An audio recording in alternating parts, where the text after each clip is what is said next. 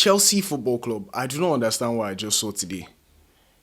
2-0 up against Leeds United, who are fighting in the relegation battle. 2-0 up at Stamford Bridge.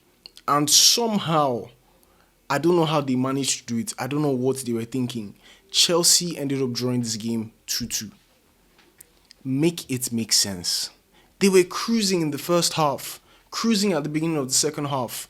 And just like that, the whole game is spun on its head. And the way they conceded that equaliser, my goodness, what an embarrassing goal to concede, to lose 3 points and go down to 1. So embarrassing. And ultimately, this is going to cost them, it could cost them in their top 4 race, because that was a chance to go and, go above Manchester United or go closer to Manchester United. But they failed to win. And Manchester United, who also failed to win, will now stay above you guys. That was just some really, really shocking stuff. I thought that Palmer and Pedro still have their good connection. It looked like everything was going to go right for Liam Rosenior, who had never lost or drawn in the Premier League since he came. It's not been that long, but still. But this was just not the right way to end his winning streak in the Premier League. But I'm going to talk about everything right now. First and foremost, 2-0 up and a collapse. That is just terrible for a top 4 race. You are a team that needs to get to the top 4 or maybe the top 5, depending on how UEFA decides how they're going to do it based on coefficients. But it was a dominant start. You start to see how everybody was playing so well. The passing was fluid. The team was playing really well. Everything was just looking so good. They went up 1-0. Beautiful Pedro goal. They went up 2-0 with a penalty from Palmer, who has scored three of his last penalties in the last 2 games. I thought everything was going to be safe. In fact, I talked to some Chelsea fans before this game and they were worried. I was like, bro, you don't need to be worried. This Rosenior guy hasn't lost any game. I don't think there's a problem at all. You're going to beat Leeds. Yes, I knew that you guys drew in the first game, but I did not think there was any world in which this was going to be a draw or Chelsea were going to drop points. But from 2-0 up, a disaster class in that second half, because I don't understand how that went from 2-0 to 2-2. I mean, the first goal was a penalty for Leeds, fair enough, but that second goal was absolutely embarrassing. But let's talk about the positives for Chelsea first. First and foremost, I have to say that this Cole Palmer and João Pedro connection is just booming. It looks so good. They just look like they're fully connected. They're on the same page. They have the chemistry in terms of their football and how they play in general. I think it's really good for them. And that's the kind of thing you want to have. A number 10 having a good connection with the striker. Everybody wants that. That's your attacking midfielder and the striker. Remember how we used to see Kevin De Bruyne and Sergio Aguero? These are the things that you want to see in a team that's going to be trying to fight for trophies and all of that. So I think this Palmer-Pedro thing is working really well. And Palmer looks like he's back in good form. I mean, after that long spell of being out with an injury, he's back and he looks like he's doing a lot better and getting back into the right form. And to make matters even better for him, he scored the second goal, which was a penalty. That's 3 penalties in the last 2 games and 4 goals in the last 2 games as well. So you can tell that, there's some positives in terms of Chelsea and how they've worked under Rosenior. This connection, like I said, between Pedro and Palmer is fantastic. And also, you could just see the fluidity in the way Chelsea were playing. Their passes look really crisp. It looks like there's a full understanding. It's there's a bit more confidence in the way that they're playing. So overall, I really thought that this first half and the way they went to 2-0 up early in the second half was really good. And I thought they were going to cruise to this final, to the final whistle, winning this game 2-0, probably even scoring a third. But somehow, they conceded a penalty. And that's the problem. When you're leading 2-0, the people always say it's the most dangerous lead in football, because the moment your opponent scores, they have the momentum to go and get a second one. But the funny thing is that, yes, it was a penalty, but I don't even think they gave Leeds a real chance of getting that second goal. It was just shambolic defending. That is one of the funniest defending scenarios I've seen in a very long time. I was just watching and I started laughing the moment that ball went in. I was like, what were you guys doing? How did you switch off so bad?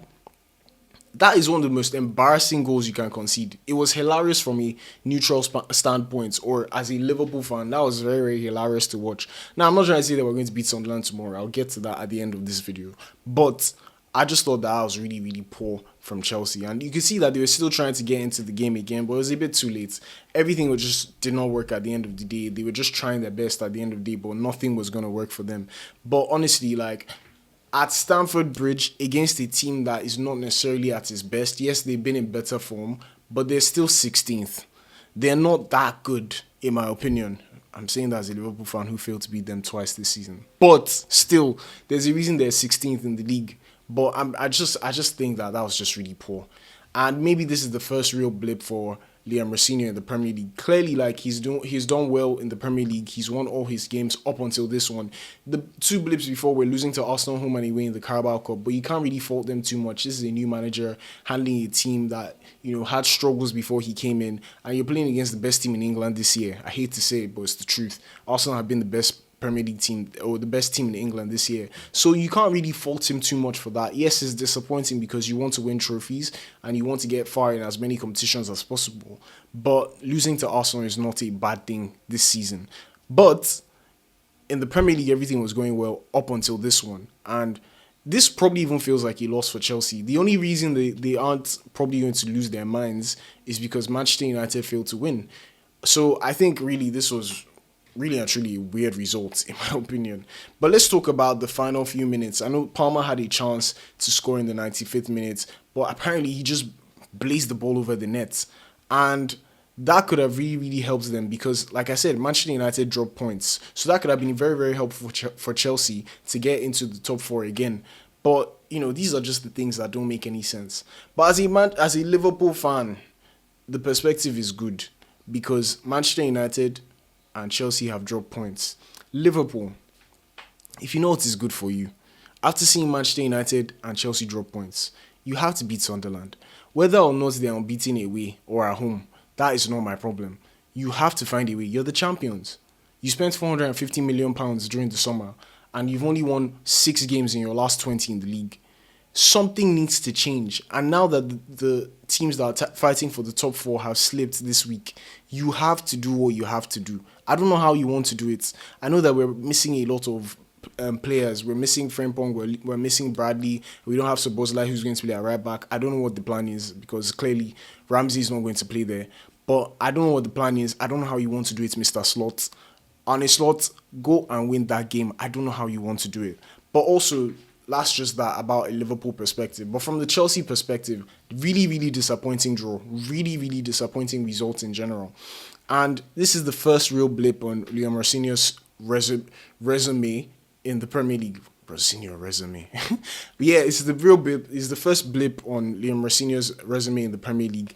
Drop points at home against Leeds. The honeymoon phase is over, guys. Like, now he has to find a way to get back into the good stead or to get back into the positive vibes at Chelsea because this is not a good result for them. So their next game has to be a win. I don't know who he's against, but it has to be a win because this is just not good enough for Chelsea Football Club. From what I see, their next game is against Hull City, which is coincidentally the same team that Rosenior started his managerial career at. But more importantly, in the league, their next game is against Burnley. Now, I don't see any reason why they should not win this game. But after drawing against Leeds today, could they end up drawing or dropping points in that game? I don't think so. I think they're going to win that game. But ultimately, I think this is just a really, really poor result from Chelsea. Liverpool, you've seen your rivals drop points. You know what you have to do. Yes, even if we win against Sunderland, we're still going to be 6th. But you know what you have to do. But yes, that's it for this video. You can check out the Manchester United review over here.